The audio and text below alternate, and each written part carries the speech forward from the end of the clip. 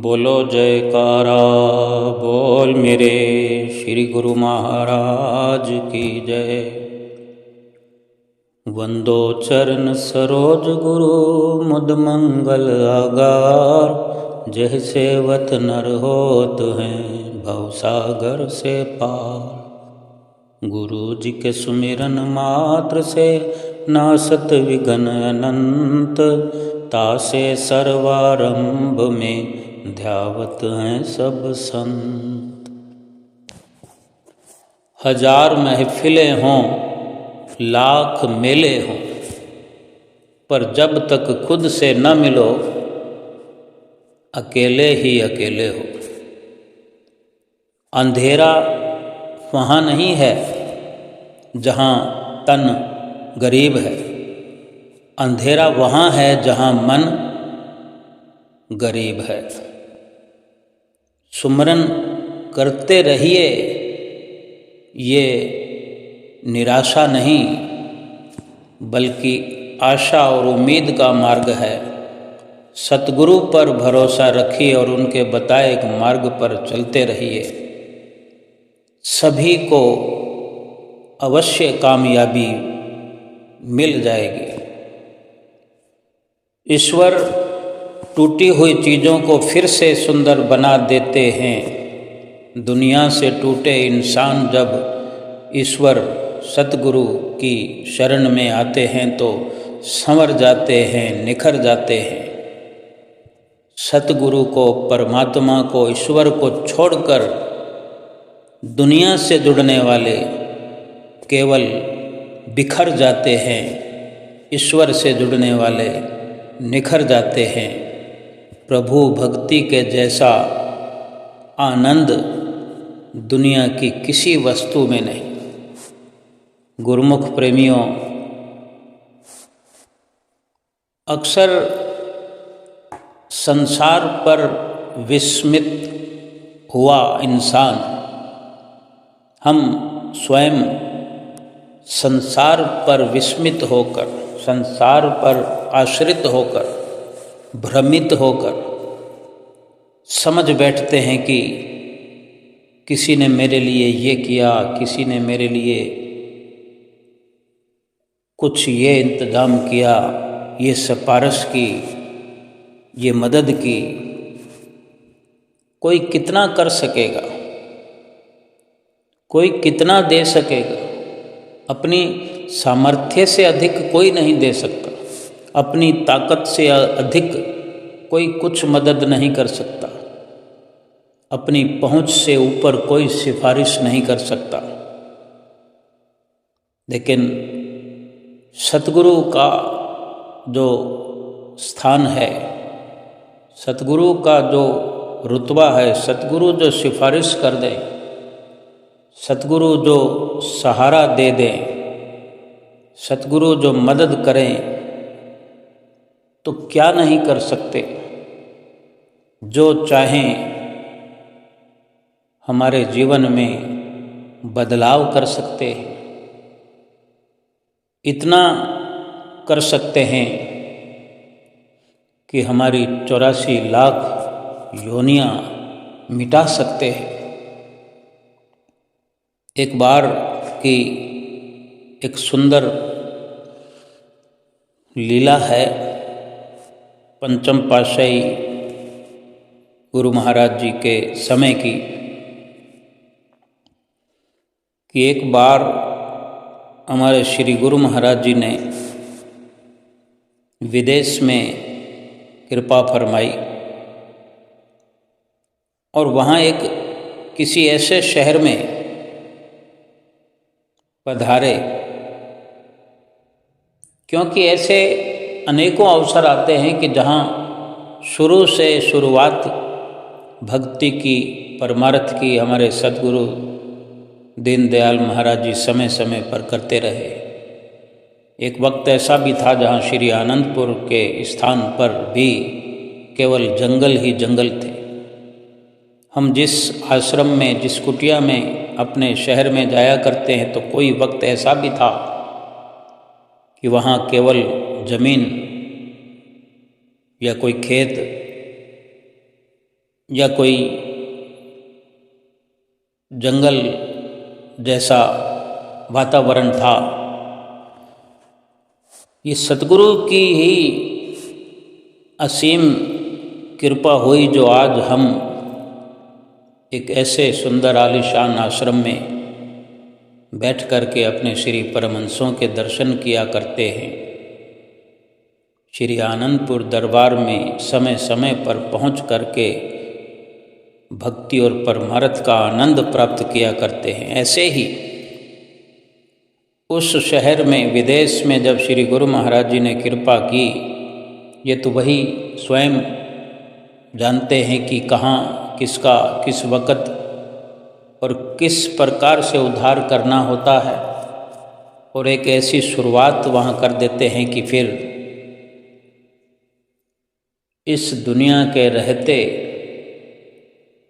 ये भक्ति का लगाया हुआ पौधा पल्वित पुष्पित होता रहता है और दिन दूनी रात चौगुनी तरक्की भक्ति और परमार्थ में गुरुमुख प्रेमी वहाँ पर आकर के प्राप्त करते हैं। श्री गुरु महाराज जी वहाँ ऐसे शहर में पहुँचे जहाँ थोड़े ही गुरुमुख थे, जो पहले दूसरे जगह दूर जाकर के लाभ प्राप्त किया करते थे। और श्री गुरु महाराज जी ने असीम कृपा करते हुए जब उस शहर में चरण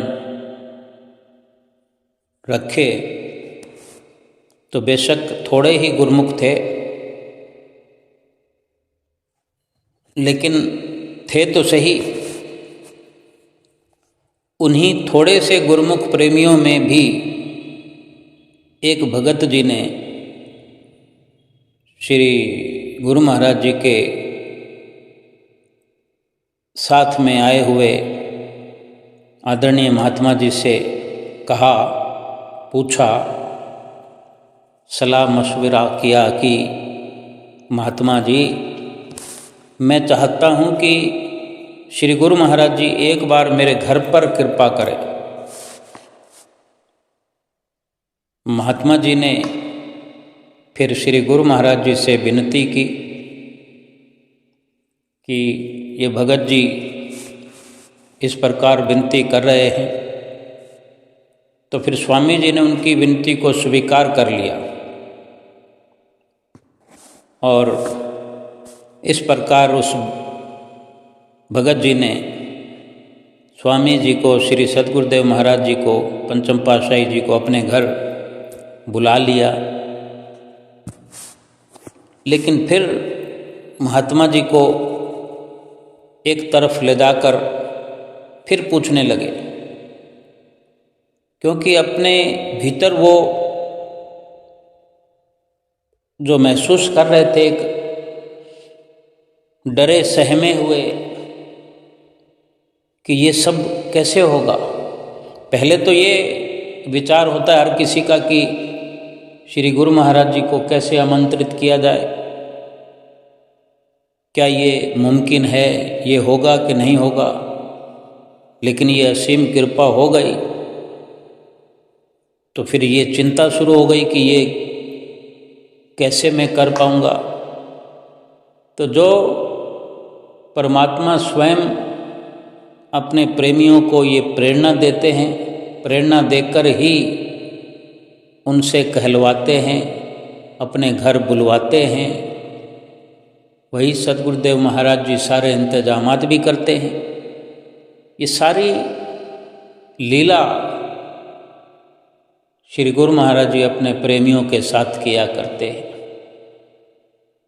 तो महात्मा जी से पूछने लगे वो भगत जी कि मुझे तो समझ नहीं आ रहा कि श्री गुरु महाराज जी के आने की क्या क्या तैयारी करनी है, कैसे करनी है, मैं कैसे करूं, कैसे अपने घर में श्री गुरु महाराज जी को बुलाकर मैं कैसे स्वागत करूंगा, कैसे स्वागत होता है, मुझे तो पता ही नहीं है। तो महात्मा जी ने बड़े प्रेम से भगत जी को समझा दिया कि कोई चिंता करने की जरूरत नहीं है, आप अपनी ओर से ये व्यवस्था करते जाइए, बाकी सब करने कराने वाले तो आप श्री गुरु महाराज जी हैं। अगले दिन जब समय आया आगमन का, तो भगत जी ने सारी तैयारी कर ली थी। जिन जिन को बुलाना था, गुरमुख जो थे वो तो थोड़ी संख्या में ही थे। अब वो भगत जी अपने वहाँ पर जो भी रिश्तेदार थे, मित्र थे, जो भी कुटुंबी थे, संबंधी थे, उनमें 3-4 विदेशी भी थे, वहाँ के रहने वाले, वो भी उनके मित्र थे। तो सभी लोगों में जो 3 दोस्त ऐसे थे जो विदेशी थे, उनको भी बुलाया हुआ था। जब श्री गुरु महाराज जी का भगत जी के घर आगमन हुआ तो बहुत अच्छे से खूबसूरत तरीके से श्री गुरु महाराज जी का स्वागत किया गया, प्रेम से किया गया। किसी इंसान की तो सामर्थ्य ही नहीं कि वो अपनी ताकत से, अपनी किसी चतुराई से भगवान का स्वागत कर सके। ये स्वयं भगवान और भक्त के बीच में जो प्रेम है, ये उस प्रेम की ताकत है जो अपने आप सारी व्यवस्था हो जाती है, स्वागत हो जाता है, और भगवान भक्त के घर कब आ जाते हैं पता भी नहीं चलता। पहले कितनी चिंता वो भगत जी कर रहे थे, देखते ही देखते वो घड़ी भी आ गई। खूब स्वागत श्री गुरु महाराज जी का गुरुमुख प्रेमी कर रहे थे। सारी संगत जोर जोर से जयकारे लगा रही थी। ये सब नज़ारा देखकर जो वो 3 लोग विदेशी मित्र थे भगत जी ने बुलाए थे, वो विदेशी मित्र बड़े हैरान हो रहे थे। वो आश्चर्यचकित हो गए और आपस में वो दोनों तीनों लोग एक दूसरे से कहने लगे, पूछने लगे कि ये कौन है जिनका इतना अद्भुत स्वागत किया जा रहा है। इतना तो यहाँ के प्रधानमंत्री का भी स्वागत नहीं होता। बेशक संख्या लोगों की ज़्यादा होती है, लेकिन यहाँ जो एक अलग एक वातावरण बना है, केवल सजावट ही सजावट नज़र आ रही है, केवल भक्त ही भक्त नज़र आ रहे हैं, सब कुछ खास ही खास नज़र आ रहा है। हो ना हो ये कोई खास किस्म के संत महापुरुष हो सकते हैं। ये ऐसा क्या करते होंगे जो ये सफ़ेद वस्त्रों वाले, सफ़ेद वस्त्रधारी संत हैं और इनके साथ काफ़ी संख्या में साधु समाज है, फिर इनके साथ सफ़ेद वेशभूषा में भक्तजन हैं। ये सारा नज़ारा देख करके वो हैरान हो रहे थे और आपस में पूछ रहे थे एक दूसरे से। वो दोनों तीनों लोग इंग्लिश में बात कर रहे थे कि ये संत ऐसा क्या करते होंगे कि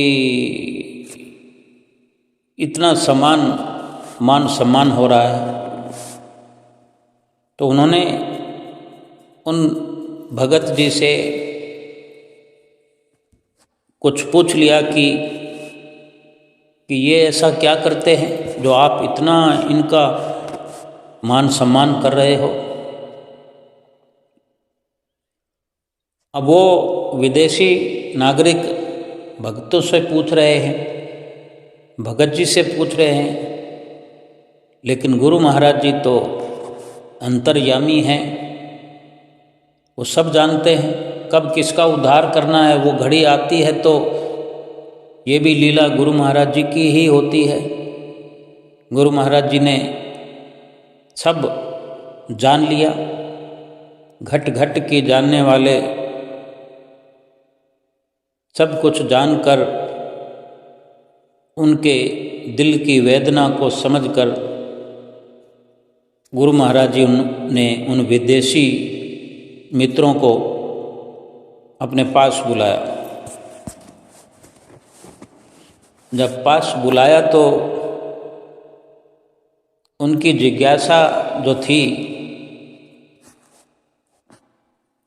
उन्होंने हिम्मत करके, क्योंकि ये भी हिम्मत भी श्री गुरु महाराज जी की बख्शी हुई थी, नहीं तो किसकी क्या मजाल जो सतगुरु से करे सवाल। तो उन विदेशियों में से एक ने पूछ लिया कि स्वामी जी, आप ऐसा क्या करते हैं जिससे ये सब लोग यहाँ पर इतना स्वागत करते हैं, आपको इतना महान मानते हैं, ऐसी क्या महानता है? साधारण शब्दों में पूछ लिया। तो श्री गुरु महाराज जी मुस्कुराने लगे, मुस्कुराए भी और वचन फरमाए कि अच्छा बताओ, अगर तुम्हें कभी तेज भूख लगी हो और ऐसे वक्त में तुम्हारे लिए कोई भोजन लेकर आए, तुम्हें भोजन करा दे, तुम्हें कैसा लगेगा? तुम उनके लिए क्या कहोगे?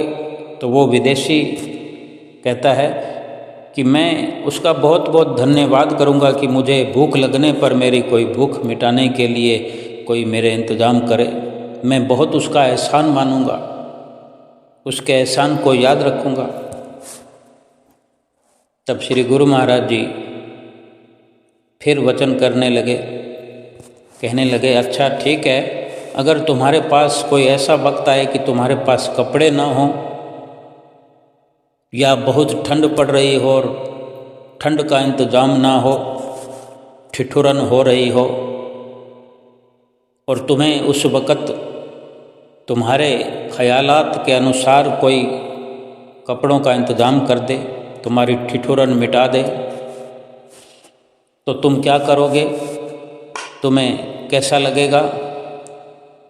तो वो विदेशी कहता है कि मैं उसका और भी अधिक एहसानमंद हो जाऊंगा, मैं बड़ा एहसान मानूंगा उसका कि जो मेरे लिए इतना अच्छा इंतज़ाम करे। मैं कभी उसका एहसान भूल नहीं सकता। श्री गुरु महाराज जी ने फिर पूछा, अच्छा अगर भगवान न करे कोई ऐसा वक्त बन आए और तुम जेल में हो और सोच रहे हो, कोई समाधान तुम्हें नज़र नहीं आ रहा और गहरी चिंता में हो कि कैसे होगा, क्या होगा, मैं जेल से कैसे रिहा होऊंगा, इतनी चिंता की अवस्था में उस जेल की कैद से कोई तुम्हें आज़ाद कराने वाला आ जाए, तुम्हें जेल से जमानत पर छुड़ा दे, तो तुम क्या करोगे? तो विदेशी बोला, मैं जीवन भर उसका आभारी रहूँगा, एक पल भी ये एहसान उसका मैं कभी भूल नहीं पाऊँगा, मरते दम तक मैं उसका आभार व्यक्त करता रहूँगा। फिर स्वामी जी ने पूछा, अगर इससे भी बढ़कर तुम्हें फांसी की सज़ा हो जाए और वो दिन आ जाए कि तुम्हें फांसी होने वाली हो, अगर ऐसे वक्त में कोई तुम्हारी ऐन वक्त पर फांसी होने से पहले पहले तुम्हारी फांसी की सज़ा माफ़ करवा दे तो तुम क्या करोगे? तो फिर वो बोला, तब तो मैं पूरी जिंदगी मैं उसके नाम लिख दूंगा, जो मेरी जिंदगी को बचा दे तो मैं बचा हुआ जीवन उसके नाम कर दूंगा, जीवन भर कभी नहीं भूलूंगा। तो ये उस विदेशी के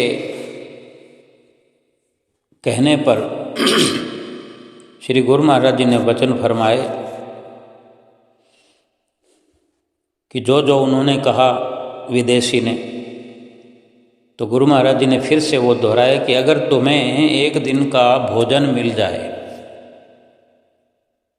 भोजन जो एक बार खिला दिया भूख मिट गई, आगे की आगे देखा जाएगा। कपड़े जिसने पहना दिए तो वो महीना 2 महीने चलेंगे, 4 महीने चल जाएंगे एक जोड़ा कपड़े जैसे तैसे करके। और जेल में कुछ सज़ा हो गई है, 1 साल की, 2 साल की, 5 साल की, उस सज़ा से छुड़वा दिया तो 1 साल 2 साल का हमें लाभ हो गया। और फांसी से किसी ने बचा लिया तो यूँ समझो कि एक जन्म हमारा आकर किसी ने बचा दिया, हमें लाभ करा दिया।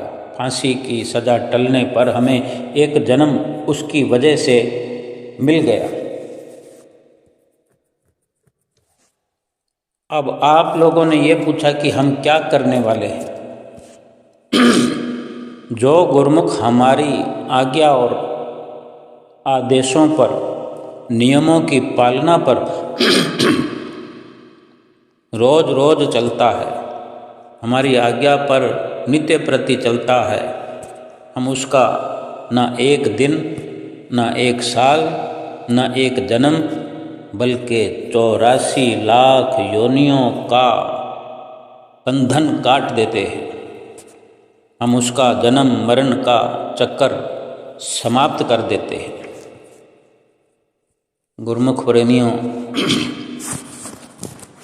इतने दयालु हैं हमारे प्रभु, इतनी असीम कृपा।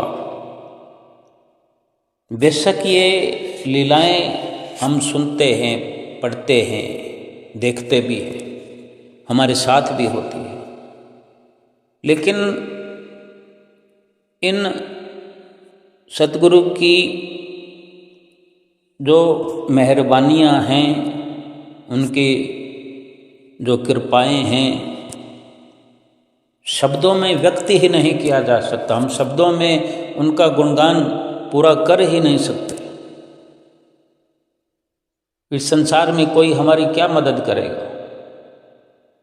अगर हमें किसी ने मरने से बचा लिया इन वक्त पर आकर, एक जन्म बचा दिया, बहुत बड़ी बात होगी।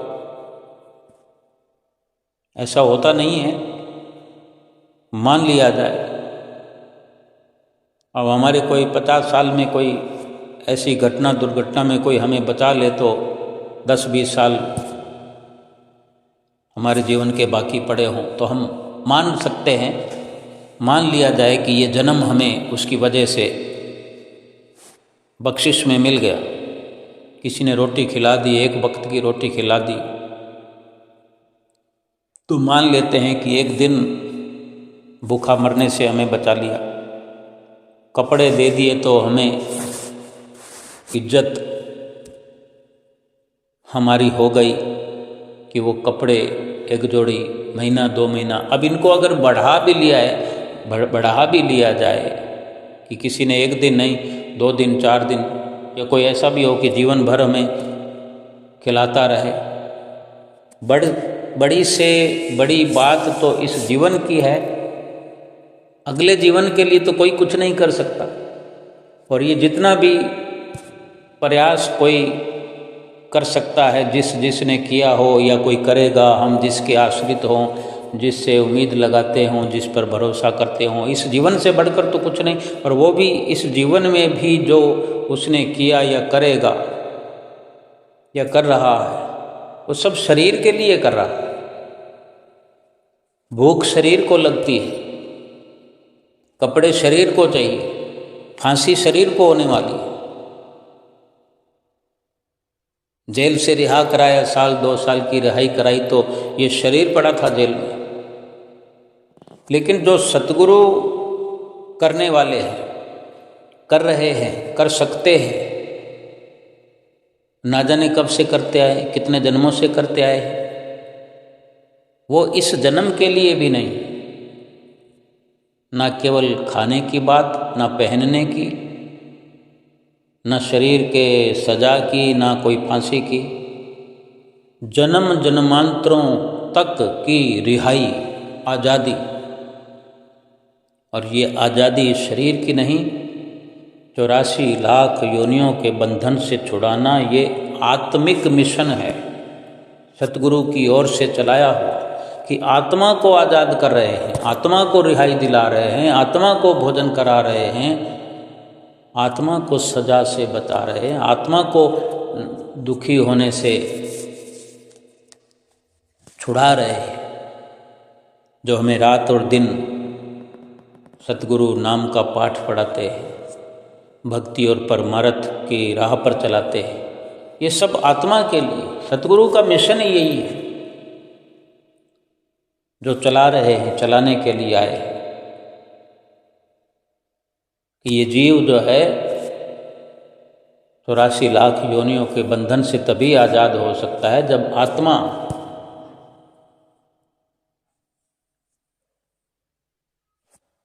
ऊपर उठ जाए, मन और माया की गुलामी से ऊपर उठ जाए। वो सब सतगुरु की रहनुमाई में हो सकता है।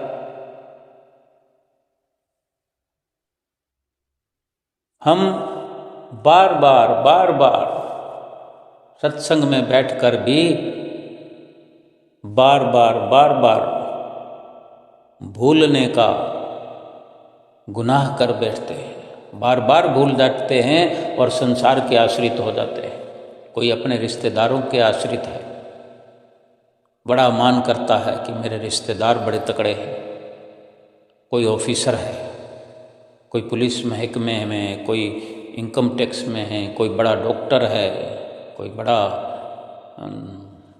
बैंक में है, जिस भी तरह की मुझे मदद चाहिए होगी मिल जाएगी। कोई एजुकेशन डिपार्टमेंट में है। बड़ी बड़ी व्याख्या हम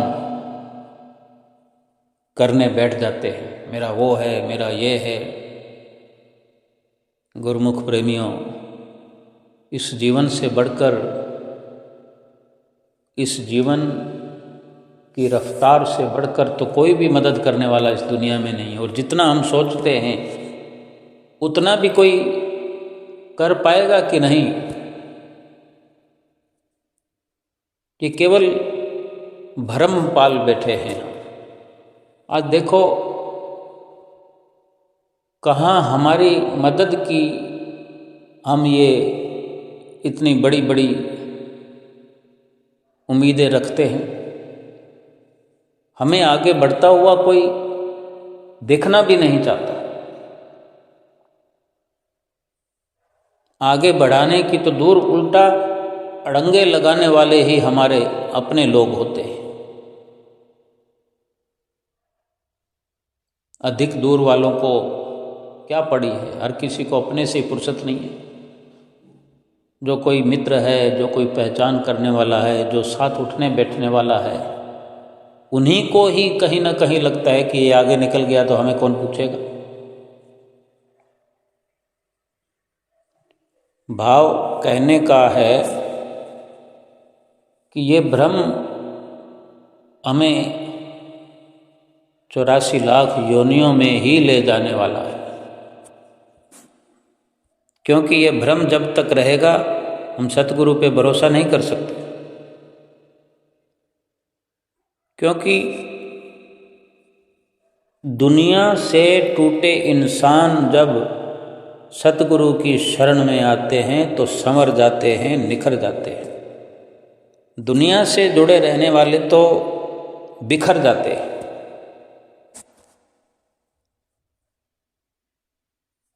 अब हम सोचते हैं कि वो गरीब आदमी है, या हम सोचते हैं कि हम गरीब आदमी हैं। क्या फ़र्क पड़ता है? हम गरीब होंगे तो हमारा मकान छोटा मोटा होगा, झोपड़ी जैसा होगा, कम ऊंचाई वाला होगा, बिना मार्बल वाला होगा, अच्छा फर्नीचर नहीं होगा। यही होता है। लेकिन ये शारीरिक स्तर पर तरक्की याफ्ता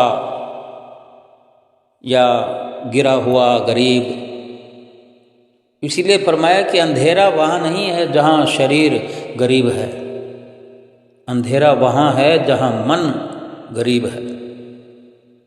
जिसका मन गरीब है, यानी जिसके मन में और कुछ पाने की चाहत लगी हुई है, ये इकट्ठा करूं, वो इकट्ठा करूं, धन मिल जाए, सोना मिल जाए, चांदी मिल जाए,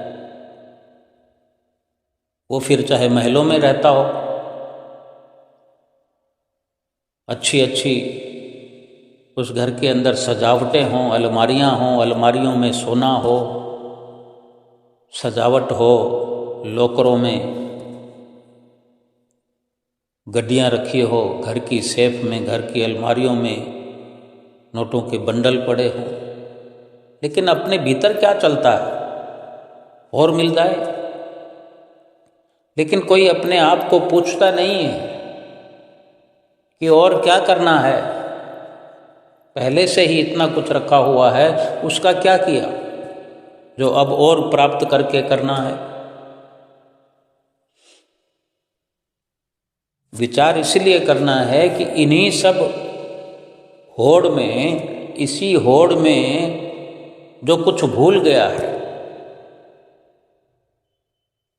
जो मन का अंधेरा है, मन अंधेरे में है, मन अंधेरे की ओर है, इसीलिए गरीब है। यही तो अंधेरा है कि वो सोचता है कि और धन इकट्ठा करूं, और मिल्कियत, और जायदाद,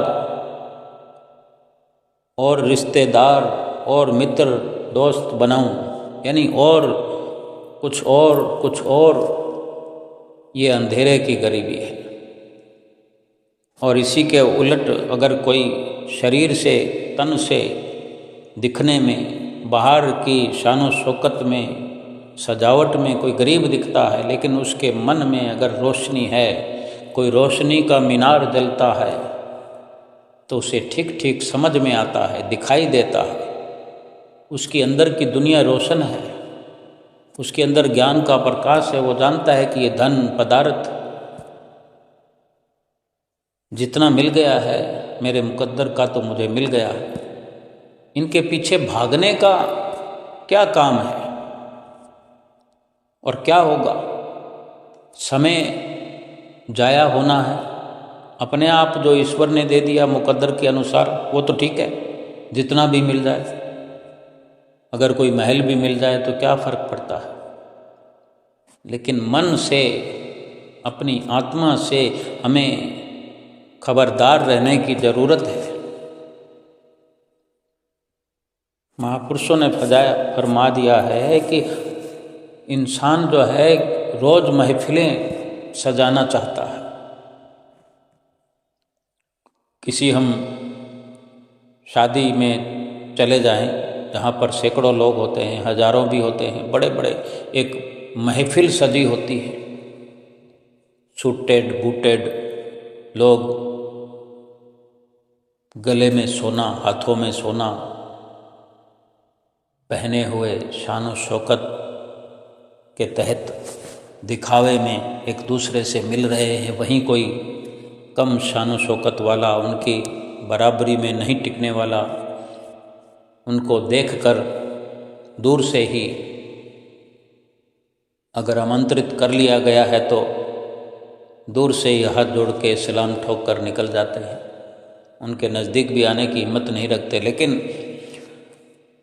महफिल में तो है लेकिन मन से वो जगा हुआ हो, मन से वो राजा हो,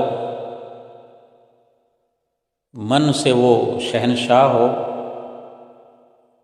तो ये तो अंदर की बात है, उसको कोई फर्क नहीं पड़ता।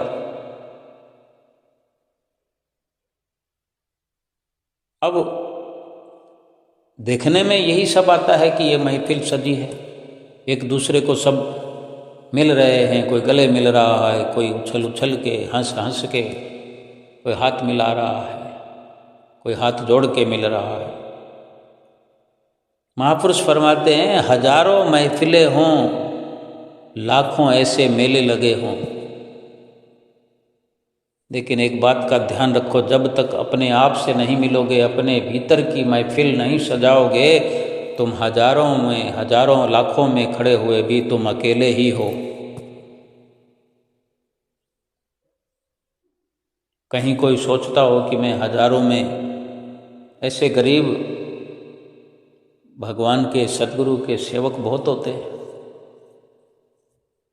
निमंत्रण मिल जाता है, जाते हैं, वो दुखी ना हो। भाव इतना ही कहना है कि हम सतगुरु के सेवक होकर बार बार भूल जाते हैं, सत्संग सुन सुनकर भी भूल जाते हैं। जो संसार पर आश्रित होते हैं, हम वहाँ खड़े हुए ऐसी महफिल में सोचते हैं कि काश मैं भी अमीर होता, मैं धनवान होता, मेरे भी गले में 2-3 तोला की चैन होती, तो ये लोग मुझसे भी मिलते, मुझसे हाथ मिलाते, अपने साथ बिठाते, क्या फर्क पड़ता है? उनके आश्रित होकर क्या होगा? भगवान का जो सहारा है वो छूट जाएगा, भगवान का जो आशीर्वाद है उसके छत्र छाया से हम वंचित हो जाएंगे। यही तो संसार में फंसना है। हाँ, संसार से अगर विराग हो जाए, ये समझ है, वो चाहे गरीब हो, अमीर हो, गोरा हो, काला हो, सुंदर हो, कुरूप हो, देश का हो, विदेश का हो,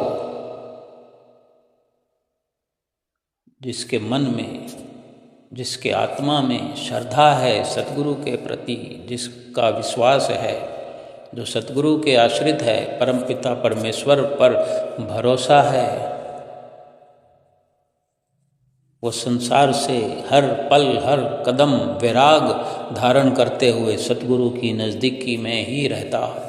अगर जाने अनजाने संसार में फंसा हुआ था अब तक, अगर वहाँ से अपनी वो चैन तोड़कर, अपनी जो श्रृंखला है, कड़ी है जो संसारिक लोगों से जुड़ाव वाली, अपने भीतर से जो ये हम भाव बनाए हुए हैं कि मेरा वो है, मेरा वो है,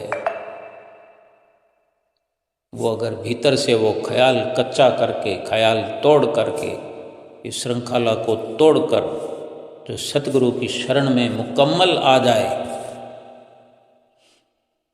तो सतगुरु ने, जो श्री गुरु महाराज जी ने वचन फरमाए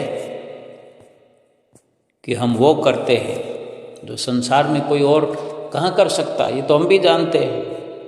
जब जानते हैं तो फिर क्यों बार बार भूल करते हैं? क्यों भूल जाते हैं कि हमारे सतगुरु इतने दयालु हैं? अपने आप करेंगे। घर में कोई शादी हो, ब्याह हो, हमारे पास लाखों करोड़ों नहीं है, क्यों चिंता करते हैं? सतगुरु है ना, सतगुरु की दात है ना, सतगुरु का बख्शा हुआ नाम है ना, उस नाम के आगे कहाँ करोड़ों और अरबों टिकते हैं, या कोई करोड़पति अरबपति उस नाम के आगे टिकता है? इस सतगुरु की जो बख्शिश है, सारे संसार की मिल्कियत से कहीं करोड़ों अरबों खरबों गुना बढ़ के, ऐसा विश्वास अटल हो जाए, ऐसी श्रद्धा हो जाए, तो लोग वाह वाह किए बिना नहीं रह सकते। चाहे शादी का वक्त हो, मकान खरीदने और बनाने का वक्त हो, कोई जन्मदिन या पार्टी हो, खुशी अपने भीतर अनुभव करनी है, सुख अपने भीतर अनुभव करना है, चिंता नहीं चिंतन करना है, अपना नफा नुकसान सद्गुरु को सौंप देना है, अपने बच्चों की जिम्मेदारी सद्गुरु को सौंप देनी है। अगर सद्गुरु के आश्रित हैं, सद्गुरु पर भरोसा है, तो फिर वही करेंगे। किसी संसारिक पर भरोसा होता है तो फिर यही भरोसा होता है ना कि वो करेगा, वो हमें उधार देगा। आज किसी ब्याह शादी के अंदर देखो, लाखों रुपए खर्च होते हैं, 99% लोग उधार लिए बिना तो शादी करते ही नहीं। हो सकता है 99% नहीं बल्कि 1000 में 999 लोग ये काम करते होंगे कि उधार के बिना तो कोई कार्य करना ही नहीं। मकान बनाना है तो उधार के बिना नहीं बना, क्योंकि जितना होता है उससे आगे की प्लानिंग करते हैं। कोई शादी करनी है, 10 लाख रुपया है तो उसने 15 लाख खर्च कर देना, 5 लाख उधार ही सही। और जिसने भी मदद की तो वो उधार ही दिया है, अब उस उधार की चिंता में डूबे रहेंगे। क्यों नहीं सोचते कि जिस प्रभु परमेश्वर सद्गुरु दीन दयाल पर भरोसा है वो तुम्हारा काम जितना तुम्हारे पास है उतने से कम में करेगा और अच्छे से अच्छा करेगा। तो हम क्यों करन करावन हार को भुला करके खुद करने वाले बन जाते हैं और चिंता में डूबे रहते हैं, चिंता में ग्रस्त हो जाते हैं। ऐसी चिंता की कभी जीवन में मिटने का नाम नहीं लेती, क्योंकि अनेकों कार्य हैं, केवल एक शादी का काम थोड़ी। एक शादी हो गई तो दूसरी शादी की तैयारी करो, कोई मकान बनाने की तैयारी करो, कोई गाड़ी लेने की तैयारी करो। सब कुछ मिलता सतगुरु के दरबार से। सतगुरु से जो अपनी विचारधारा को जोड़ देता है, जो सतगुरु के आश्रित हो जाता है, जो सतगुरु की मौज में, सतगुरु की खुशी में अपनी खुशी समझता है, वो इस जीवन में संवर जाता है, निखर जाता है। उसके सब काम होते हैं, दुनिया से ना जुड़े, दुनिया की नकल ना करे, होना वही है जो प्रभु करेंगे। अब किसी के प्रारब्ध में लाखों हैं, वो तो प्रारब्ध है। अब किसी के प्रारब्ध में नहीं है, लेकिन उससे क्या फर्क पड़ना है। अपने स्तर को ऊंचा या नीचा आंकना है तो ये देखो कि सतगुरु से जुड़कर हमारे भीतर में कौन सी खुशी उछाले मारती है। हमारे भीतर खुशियों का स्तर कितना ऊंचा हम महसूस करते हैं। और लाखों करोड़ों वाले या बिना लाखों वाले संसार से जुड़े होकर सतगुरु को, परमात्मा को, उसके नाम को पीठ देखकर अपने अंदर महसूस करें कि उनके खुशी का स्तर कितना ऊंचा। नीचे जमीन पर पड़ा हुआ है लेवल, उनकी खुशी का लेवल ऊंचा कभी हो नहीं सकता, क्योंकि वो दुख देने वाले संसार से जुड़े हुए हैं।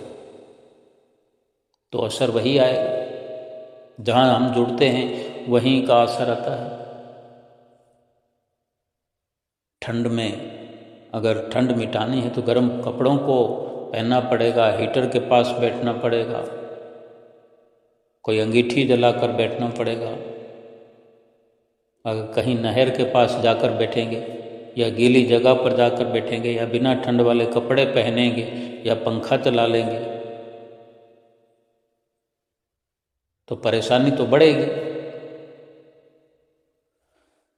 सतगुरु जो हैं उनकी शरण जो है वो ये लोक भी सुखी करती है, परलोक भी सुहेला करती है। अब शब्दों से वर्णन तो जितना मर्जी करते रहो, लेकिन एक ही बात में हम अगर समझना चाहते हैं तो ये लोक सुखी हो जाए, यानी जीवन भर सुख ही सुख, जीवन भर, एक दिन का नहीं, 2 दिन का नहीं, साल का 2 साल का नहीं, जीवन भर अंतिम श्वास तक। यानी ये लोक भी सुखी करने वाले हैं, परलोक भी, यानी इसके बाद में जो कुछ भी है सतगुरु हमारा सुख का खजाना हमसे जोड़ दिए, वो जो नाम हमें दिया है और जो भजन भक्ति का जो पैगाम हमें दिया है, रात दिन जो हमें समझाते हैं, सिखाते हैं, बस यही तो हमें समझाते हैं कि सुमरन करते रहिए, भजन करते रहिए, और सारा दिन 24 घंटे काम करते हुए भी सतगुरु की याद अपने दिल में बसाए रखिए।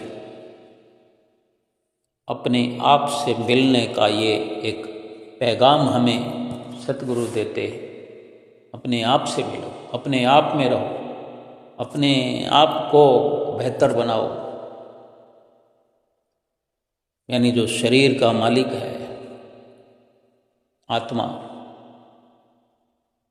वही हम हैं, वही अपना आप है, वही हम खुद है, उससे मिलो, उसकी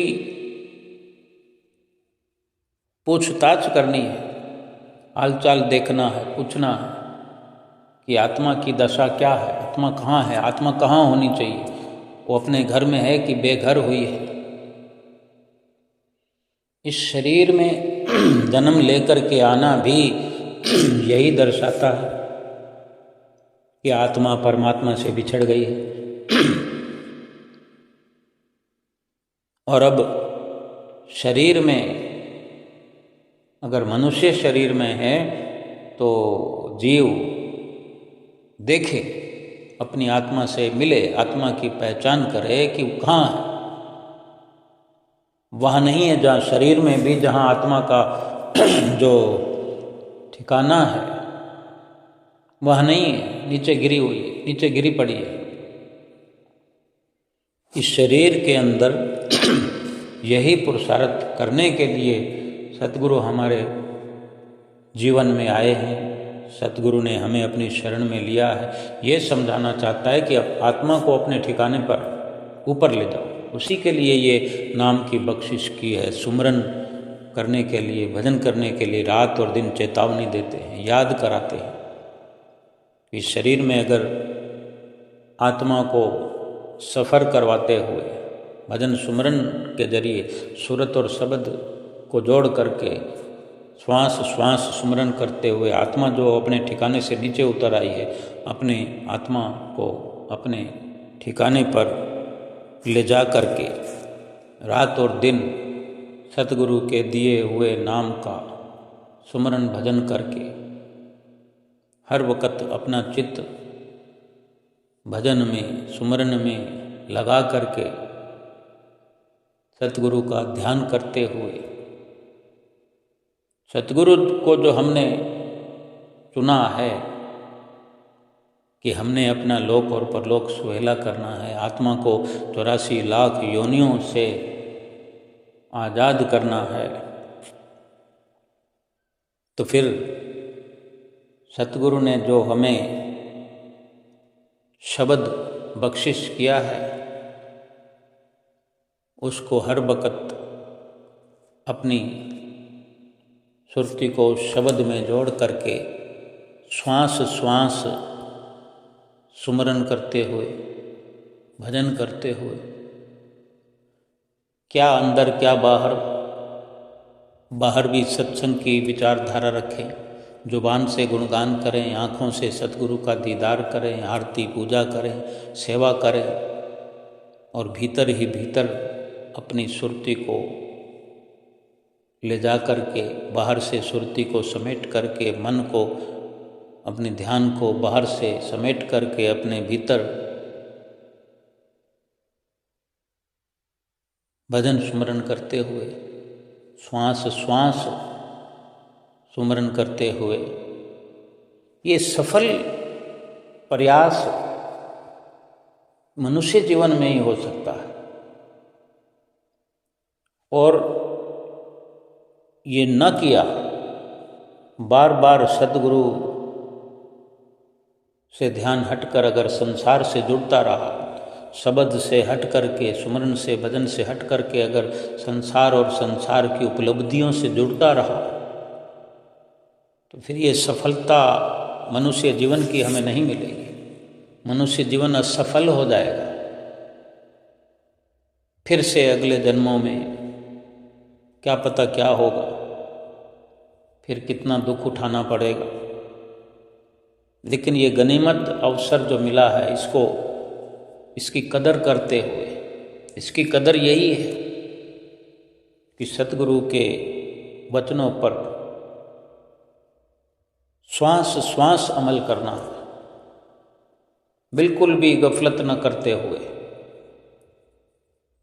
सतगुरु का सम्मान करते हुए कि सतगुरु ने हमारे लिए क्या किया, क्या कर रहे हैं, क्या कर सकते हैं,